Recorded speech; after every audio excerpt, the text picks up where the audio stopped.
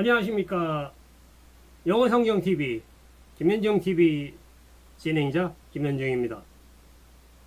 6.3 전국 동시 지방선거가 어제 투표가 마무리되고 개표 방송을 했는데요.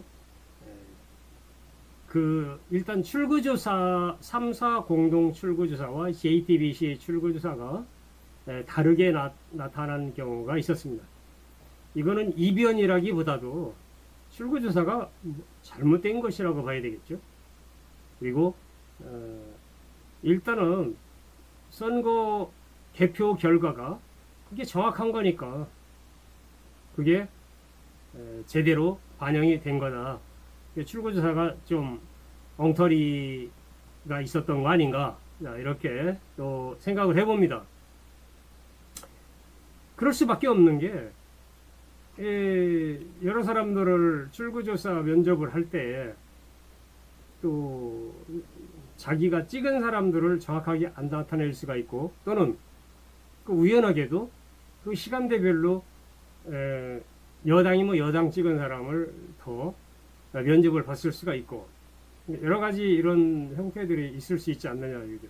시간대별로 여당에 있는 분들이 일찍 나올 수도 있고, 또 직장에 나가야 되다 보니까 일찍 면접을 하고 끝낼 수도 있지 않습니까? 이제 그런 것들이 반영됐을 수도 있고, 어쨌든 부정확한 그 출구조사가 또 재현이 됐다. 그럼 또 사과해야 되지 않습니까? 지난번에도 사과를 했었는데, 이번에 또 어물쩡하게 또 그냥 넘어갈 것 같아요. 자, 먼저 지난 제8회 전국 동시 지방선거에서는 12대 5로 국민의힘이 압도적으로 이겼습니다. 이번 제9회 지방선거는 국민의힘이 패배를 했죠. 어쨌든 죄송합니다. 패배를 한 것만은 사실입니다. 12대 5를 지키지 못했기 때문에 현상 유지를 못 지켰으면, 유지를 못했으면 패배한 거죠. 그런데 이제 그 내용면에 있어서는 또 조금은 다릅니다. 먼저 지난번에 제8대 전국 동시 지방선거를 보면 더불어민주당이 5곳인데 시장은 광주시장 한 군데였고 도지사는 4군데였습니다. 제주도지사, 전라남도 도지사, 전라북도 도지사, 그리고 경기도지사, 이렇게 해서 4군데였는데 이번에는 그 상징적이라 할 수 있는 손에 땀을 쥐게 했던 서울시장 개표 과정이 있었는데요. 이게 솔직히 얘기드리면은 이게 출구조사가 엉터리였다는 것을 또 한 번 반증이 됐어요. 출구조사가 이렇게 엉터리로 해서 국민들한테 어떤 혼선을 주지 않았나, 이렇게 생각이 됩니다. 그리고 이거를 좀 평을 하자면은 수치상으로 나온 걸 보면은 더불어민주당의 승리이고 국민의힘의 패배입니다. 일단 국민의힘이 12대 5였던 결과를 이번에는 12대 4라고 하는 결과를 만들어냈지 않습니까? 그래서 이런 걸로 볼 때 12대 4입니까? 다시 한번 제가 한번 봐야 되겠네. 서울시장 국민의힘에서 이겼죠. 대구시장이 이겼죠. 경북이 이겼죠. 경남이 이겼죠. 그러면은 부산은 졌고 16군데에서 12대 4입니다. 12대 4인데 어쨌든 12대 4면은 지난번에보다 완전히 역전이 된 겁니다. 자, 그럼 서울시장 선거부터 얘기를 한번 하죠. 자, 서울시장 선거는 사실 상징적인 것이고, 다른데 다 저도 서울시장만 이기면 그래도 위안을 받는다, 이렇게 이제 생각이 되는 것입니다. 그럼 초반은 어땠어요? 전체적인 여기 전국 선거가 다 그랬습니다만은 초반에는 표차가 많이 났죠. 굉장히 더불어민주당이 순조롭게 갈 것 같았는데 그 이후에 이 격차가 많이 줄어들었어요. 근데 어떤 연유에서 이렇게 줄어드는 일은 좀 이따가 한번 분석을 해보고요. 일단 서울시장 선거는 여러 사람들이 거론했듯이 좀 중량감 있는 후보가 나왔으면 좀 더 달라지지 않았을까, 이런 얘기들도 합니다. 오세훈 후보는 뭐 대선 주자급인과 더불어 이번에 이제 5선에 고지를 밟았는데요. 일단은 유명세가 있는 분이니까 그건 뭐 말할 것도 없는 거고, 민주당에서 물론 성동구청장을 하면서 큰 성과를 낸 거는 맞겠죠. 그러나 뭐 국회의원 선수를 볼 때 뭐 4선, 5선급 정도가 된다든지 국무총리급 정도가 나와야 된다든지 이렇게 얘기하는 사람들이 있습니다. 그리고 초반과 달리 이렇게 박빙의 흐름으로 가다가 오세훈 후보가 이기는 원동력은 무엇일까? 그 근저에는 민주당에서 너무 성급하게 서두른 이재명 대통령과 관련됐다고 생각이 되죠. 이런 공소 취소라든지 이런 문제 등등 이런 것들이 특히 영향을 미치지 않았나, 이렇게 생각을 해봅니다. 그리고 특히 굉장히 어려웠었죠. 오세훈 후보가 그건 상당히 정치 감각적으로 잘한 겁니다. 장동혁이 윤 어게인을 지지하고 있는 장동혁 대표를 근처에도 못 오게 했으니까, 근처에도 그런 거는 이제 잘한 거예요. 그래서 서울 시민들이 이렇게 머리가 없는 분들이 아니지 않습니까? 의식이 있고 그래도 전국에서 가장 깨어난 분들인데 불법 계엄을 하고 내란을 하고 해서 그런 국가를, 또 서울시를 소용돌이에 휘말리게 하고 이런 가운데서 그거를 용인한다고 하는 거, 내란이라든지 불법 계엄 이런 걸 어물쩡하고 넘어가고 그걸 용인하고 넘어가고 한다는 거, 이거는 있을 수 없는 일입니다. 그래서 오세훈 후보가 이런 거를 잘 방어를 하지 않았느냐. 뭐 여러분도 언론 다 봐서 알겠습니다만은 장동혁 대표 근처에도 오지 마라. 장동혁 대표 없어도 이길 수 있다. 오히려 오면은 더 짐이 된다. 오히려 마이너스가 된다. 이렇게 얘기를 했잖아요. 결과적으로 그거는 옳은 결정이었다. 이렇게 생각이 됩니다. 자, 그리고 이제 이 투표지 소란 문제가 있었죠. 투표 용지가 부족해가지고. 이게 이제 서울 송파구, 강남구, 광진구 일부 유권자가 대기하는 사태가 있고, 이건 뭐 입이 둘이라 하더라도 선관위에서 할 말이 없습니다. 어떻게 이런 사태가 있을 수 있나요? 투표 용지를 그렇게 소홀히 하고 제대로 준비를 안 해놨다고 하는 거, 이게 과연 납득이 갈 수가 있을까요? 그러니까 이건 진짜 크게 이게 책임질 분들은 책임을 져야 되지 않나, 이런 생각이 좀 듭니다. 이게 어떻게 선진국이라고 하는 대한민국에서 이런 일이 일어났는지 도무지 이해가 되지 않습니다. 그리고 이제 여기에 더불어서 선거 무효를 주장한 사람들도 있었고, 이것도 잘못됐어요. 그렇다 하더라도 선거를 무효하고 재선거를 하자 그러고, 지금 그 얘기한 사람이 누굽니까? 국민의힘 쪽에서 한 거죠. 뭐 오세훈 후보가 그렇게 얘기를 했다고 하는데, 그럼 이겼으니까 지금도 그렇게 주장할까요? 아니겠죠. 지금은 이제 사태가 마무리됐고 선거가 이제 결과로 승자가 가려졌기 때문에 그렇게 그걸 주장할 그런 형편이 아닙니다. 그러나 이제 이런 일들이 벌어졌다고 하는 거에 대해서는 정말 다시금 재발 방지하기 위해서 노력을 해야 되지 않나, 이런 생각이 듭니다.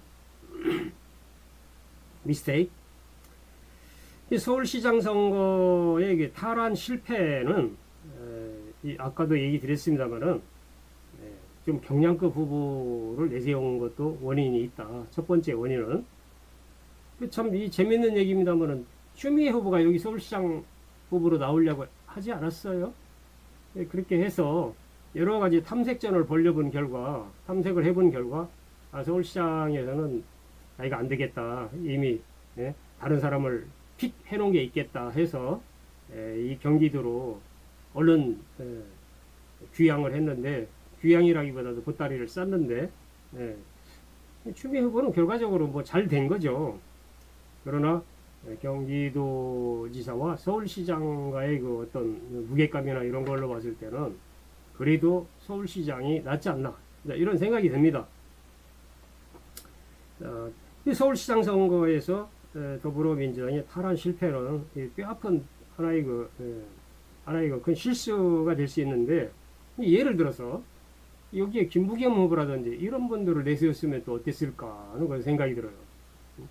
김부겸 후보가 대구로 내려가서 고생을 많이 했고 결과적으로 실패를 했습니다만은, 자, 이 경합을 벌리다 패배로 결정난 곳이 그 대구, 경남 이런 곳이고, 또 어디입니까? 이제 그 지역구 보궐선거로 봤을 때는 여기 그 가장 큰 그 관심을 가지고 관심을 모았던 곳, 평택을 같은 경우에는 완전히 엉터리입니다. 이건 이런 출구지사가 어디가 있습니까? 이거는 유이등이라는 그 후보는, 국민의힘 후보는 여기에 쉽게 얘기하면은 3등으로 이렇게 나와 있던 이런 후보인데, 이분이 나중에 무서운 추격을 해가지고 1위로 올라서고 나서부터 1위를 안 내줬다는 거예요. 그래서 그 뚝심이 대단했는데, 그 과정에서. 어쨌든 이렇게 너무 혼란스럽게 했어요. 그리고 이제 또 하나는 한동훈 전 대표의 이제 컴백인데, 이 한동훈 대표도 여론조사에 이제 초박빙으로 나왔는데, 결론으로 볼 때 한동훈 대표가 이겼습니다. 자, 그럼 한동훈 대표 이긴 걸로 이제 정리가 됐는데, 한동훈 대표가 올라가면은 본인이 얘기했듯이 장동혁 대표는 아웃이다. 쉽게 또 장동혁 대표가 나가려고 할지, 이런 부분을 또 우리가 한번 지켜봐야 되겠습니다. 재밌는 사태들이 이제 벌어질 것 같은데, 장동혁 대표는 여러분들 다 아시다시피 윤너게인을 주장을 하고 그쪽이 동조를 하면서 전환길이라든지 이런 극우 유튜버들하고도 같이 어울리면서 자기의 그 존재감을 계속 살려나가려고 하는 그런 상황이었었는데, 앞으로도 그런 상황이 계속 불거지지 않을까 이렇게 생각해 봅니다. 왜 그러냐면은 그 바탕이, 장동혁 대표는 그 바탕이 극우 세력들을 등에 업고 등단을 했기 때문에, 또 사실 메시지 정치를 하고 있지 않습니까? 서결의상이 어떻게 메시지 내리면 이제 그대로. 또 왜 그럴까요? 서결의상이 자기도 죽겠거든, 괴로워서. 근데 감옥에 있자니 덩치는 큰 양반이 거기서 땀 흘려가면서 고생하자니 신세 타령만 하고 있고, 빨리 좀 나를 좀 꺼내줘라. 그러기 위해서 미국도 간 거 아니었나 그런 생각이 들어요. 그런 얘기를 표면적으로 하겠습니까? 안 하죠. 미국에 가서도 아마 여기저기 손을 놓고 이렇게 해 봤겠습니다만은, 그게 쉽지는 않았겠죠. 공개적으로 나온 얘기도 없고. 그래서 앞으로 이 장동혁은 어떻게 될 건가? 자, 장동혁 입장에서는 서울 지켰지 않느냐, 대구 지켰지 않느냐, 또 경남 지켰지 않느냐, 경북 지켰지 않느냐, 나보고 왜 나가라고 하지? 또 이렇게 할 수도 있어요. 그러나 이제 이 보수가 지금 솔직히 얘기 드리면, 이번에 그 대구라든지 경남 같은 경우에는 흘러간 레코드판 틀어가지고 그 향수를 되살리지 않았으면은 좀 어려웠었다, 이렇게 또 볼 수가 있어요. 이 말은 제가 그런 얘기 했지 않습니까? 그 박근혜 전 대표님한테 이제 미안한 얘기인데, 감으로 치면 문드러진 감이거든요. 너무 우려가지고 제가 넘었어. 그래서 이제 문드러진 감인데, 문드러진 감은 어떻게 먹지도 못하잖아요. 그 문드러진 감을 먹으면 탈납니다.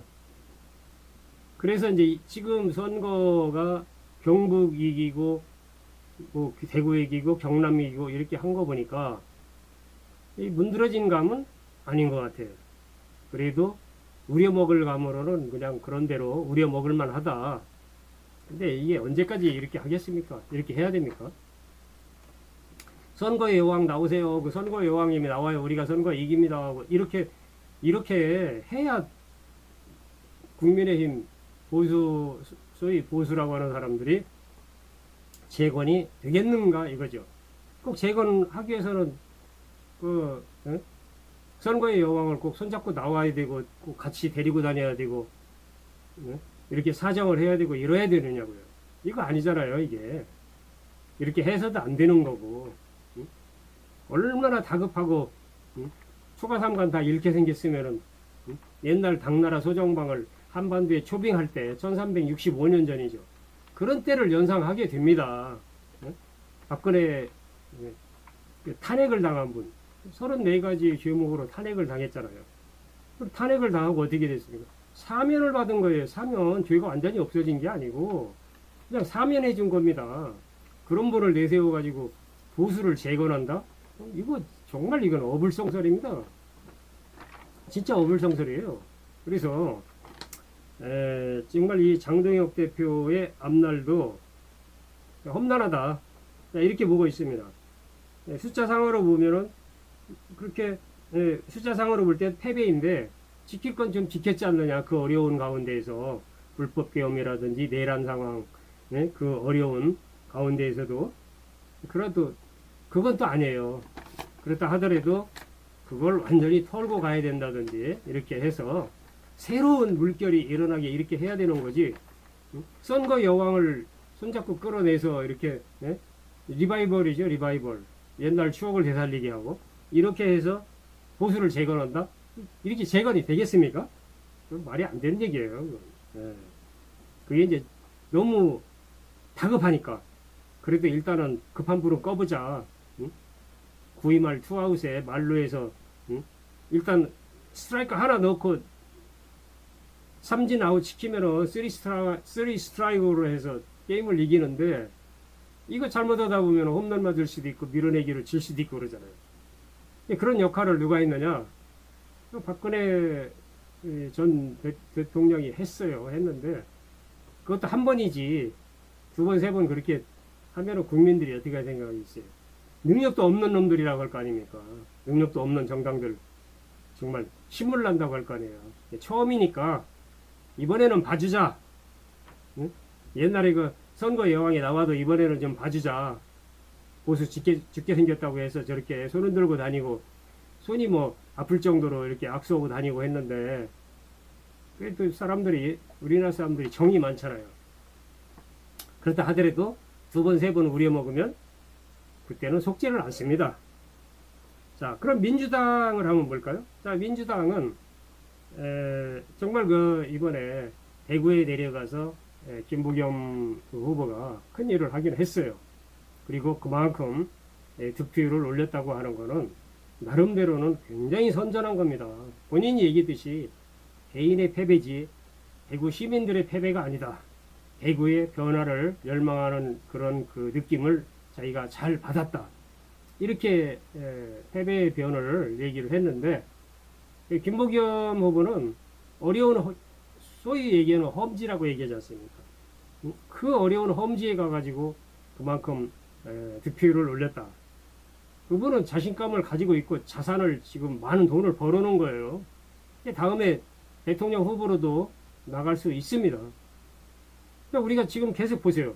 문재인 대통령도 그랬고 여기 이재명 대통령도 그랬고 여기 소위 얘기하면 경상남북도를 등에 업지 않고는 대통령이 안 됐잖아요. 결과적으로 볼 때. 지금 그럴 만한 인물이 누가 있어요?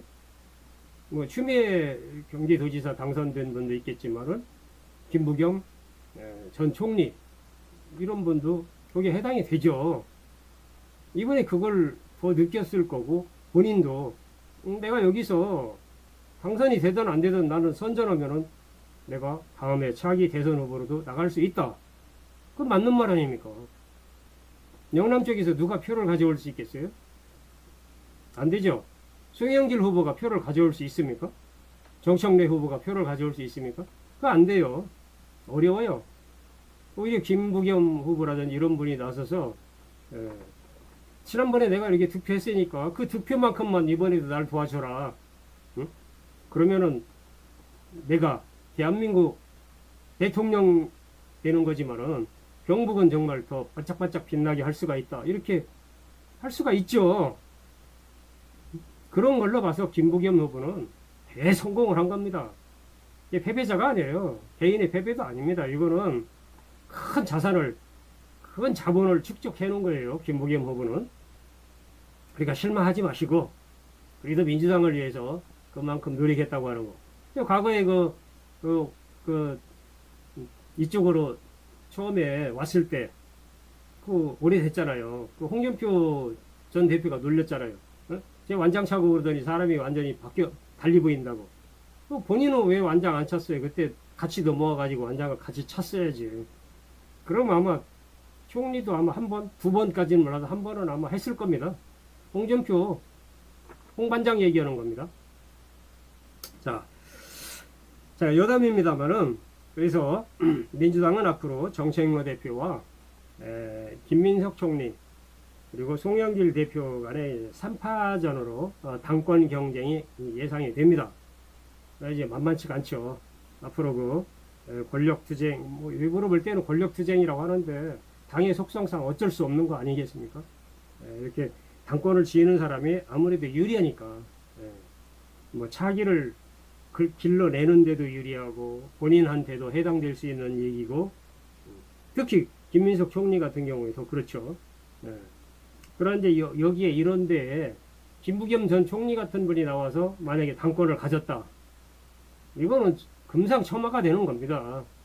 이제 이쪽 당내 기반이 이제 어느 정도 있느냐 이제 이런 게 문제인데, 그런 면에서는 이제 정청래라든지 김민석 총리라든지 송영길 전 대표라든지 이제 이런 인사들에 비해서는 좀 약하다고 볼 수가 있지 않나 생각이 들어요.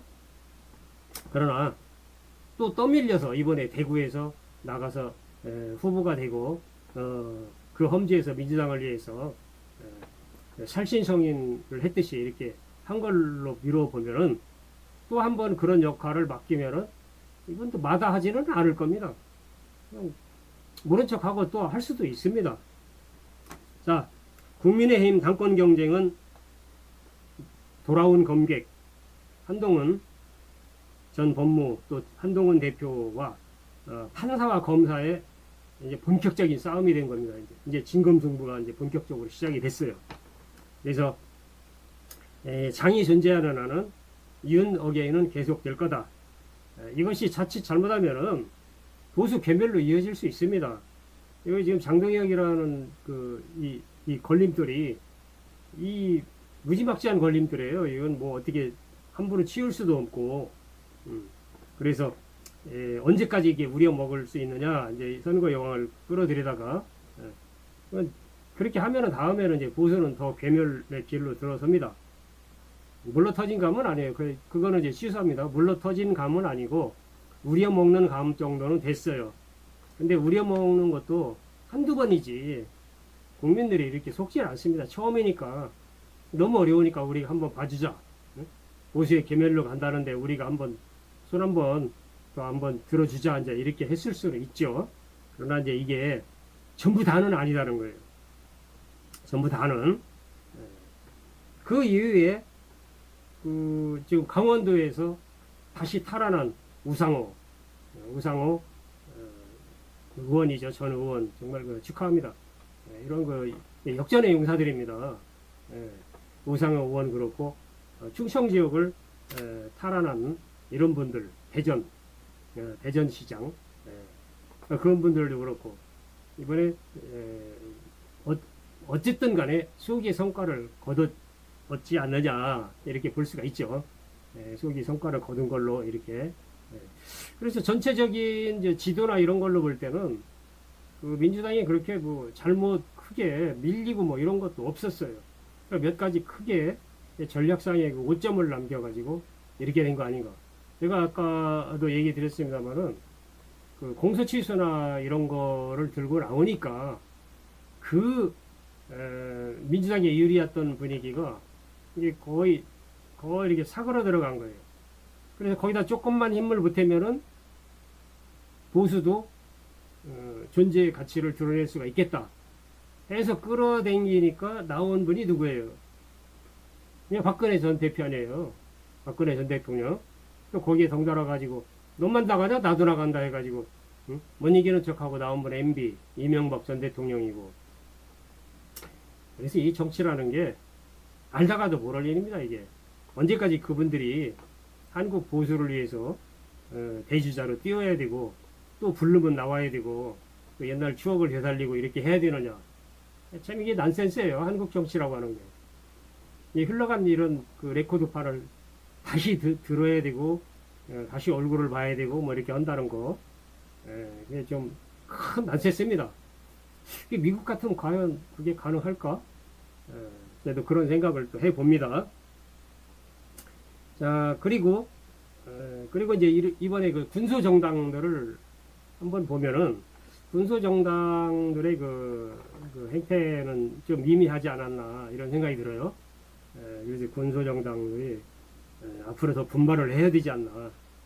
조국 혁신당도 조국 후보도 거기서 당선이 됐다면 나름대로 그 교두보를 삼고 민주당과의 합당이라든지 이런 거를 하면서 자기 세를 넓혀가고 자기를 생각한다든지 이렇게 할 수가 있는데 지금 상황에서는 그렇게 나가기가 좀 어렵지 않을까 이런 생각이 좀 들어요. 일단은 국민적인 지지도나 이런 걸로 봐서는 뭐 차기의 대권 주자로서도 그렇게 뭐 손색이 없지 않느냐. 그런데 나름대로 더 가다듬어야 될 부분들이 좀 있다.